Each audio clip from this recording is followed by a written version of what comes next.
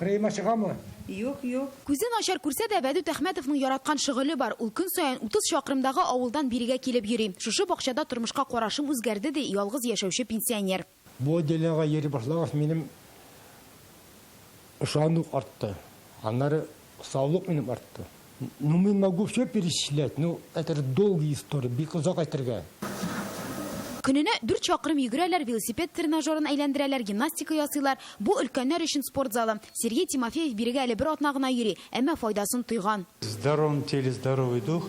Сәламәт тәндә сәламәт акыл диләр. Спорт безнең яшьтә бик кирәк. Хәрәкәттә бәрәкәт бит. Бирегә өлкәннәр һәм инвалидлар һәр көнне килә. Кемгәдер аралашу җитми, кемдер үзенә яңа шөгыль эзли. Шундый кул эшләрне эшләп, алар бөтен проблемнарын оныталар.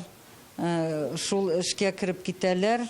Ясаган поделкаларының арасын күрсәтәләр балаларына. Нукларына күрсәтәләр. Әлеге кабинетта күп функциялы комплекс урнаштырганнар. Әлеге җиһазларда вак әйберләр белән шөгыльләнеп кешенең тыю сәләтен арттырып була. Мәсәлән, бу җиһаздагы күнегүләр умыртка һәм буыннарны ныгыту өчен файдалы. Белгечләр мондый юннарны йөрәк кан тамырлары авыруларын булдырмый калу өчен дә файдалы ди. Өлкәннәр өчен бакча ачу әле яңа юнәлеш. Быелның көзеннән демография илкүләм проекты буенча алар республиканың берничә шәһәрендә барлыкка килде. Төп максаты ялгызларның тормышын ямьлерәк итү. Менә шушы аралашу җитми аларга.